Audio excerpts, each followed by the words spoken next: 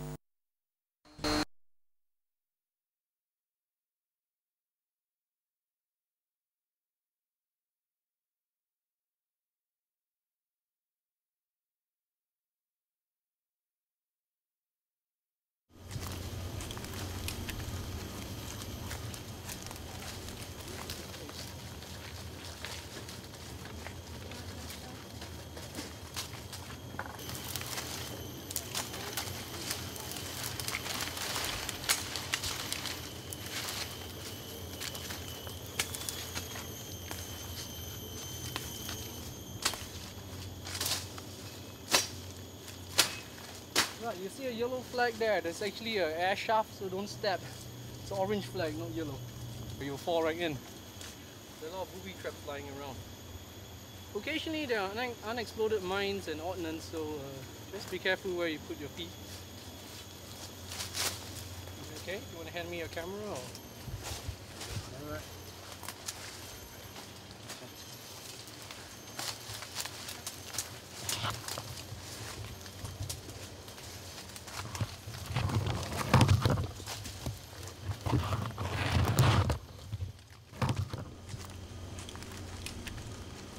This is probably one of the last few wild places in Singapore. I don't know whether they have any future excavations where something like this. Literally cutting down the jungle. And that's the romantic side of what people think archaeology is, right? Cut down jungles, have snakes for breakfast, lizards for lunch. This whole place was overgrown. It's just totally overgrown. We didn't even know this structure was here. So you can imagine our surprise when we found this. It's amazing that this is still intact after 60 years, maybe? What, 64 years?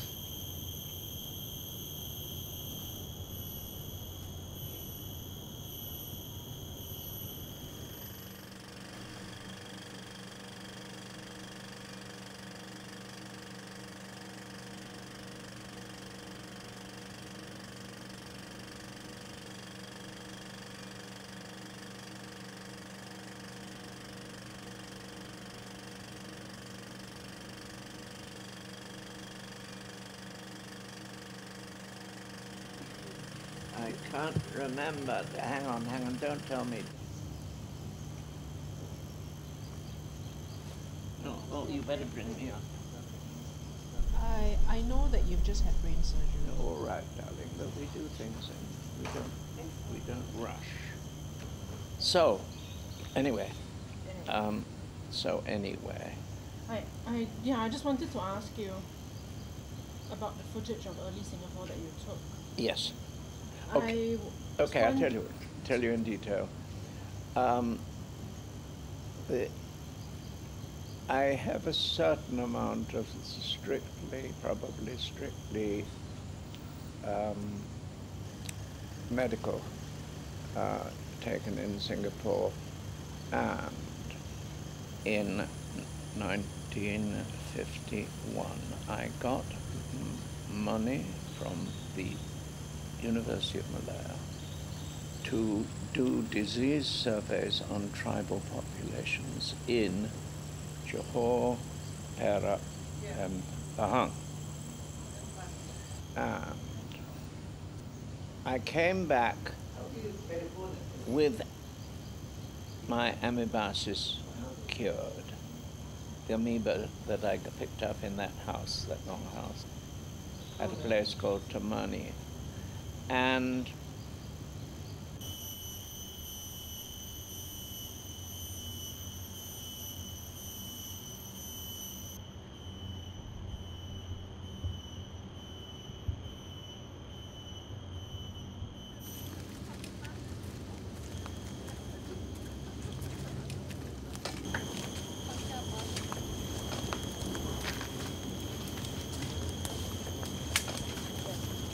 didn't leave a record of today without filming, without leaving the tape behind, does it mean that this event never happened?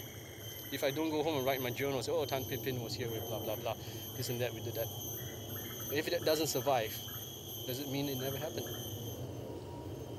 So what other evidence can we have? The things we left behind, maybe the footprints, that little cigarette your cameraman smoked and tossed away, the bottle of water, so things like that. So those are things, artifacts.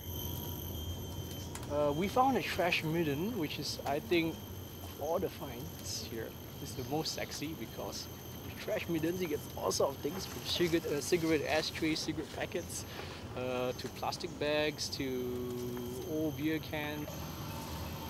When I find a Coke bottle, I say, yeah, it's a Coke bottle. It's not very old, but it's 1956 Coke bottle. Some guy drank that Coke, dumped it here, along with that cigarette. So what were they doing back in 1956?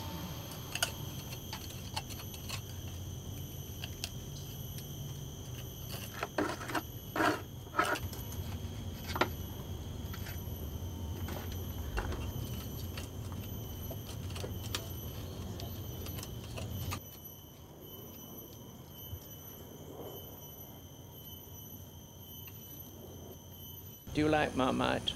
Yeah. No. Avocado and I went. yeah. I made whatever sandwiches.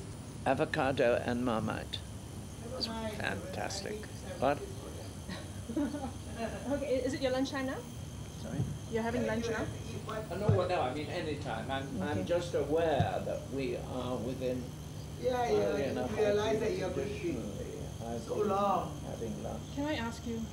Can you ask me? I. You can ask me, but whether you get an answer is another matter. I'll try anyway. And whether you get a satisfactory answer is very much another matter. I just wanted to find out from you.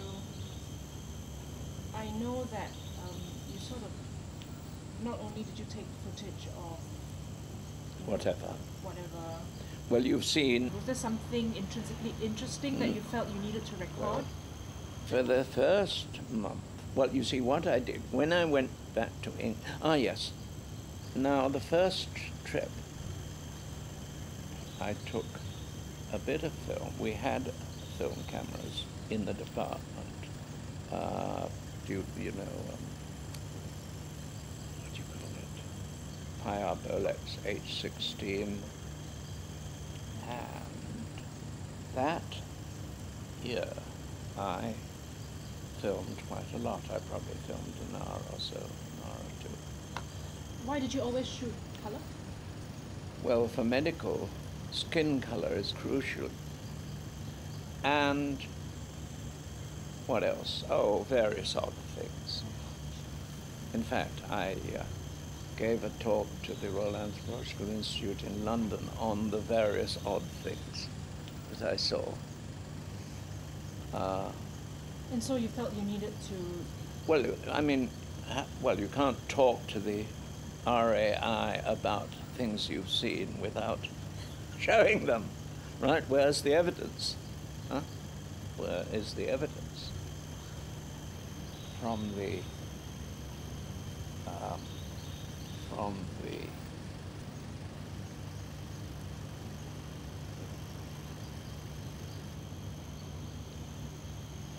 I tell you what, Rita, you can make. Can you make or your colleague? Can he make a?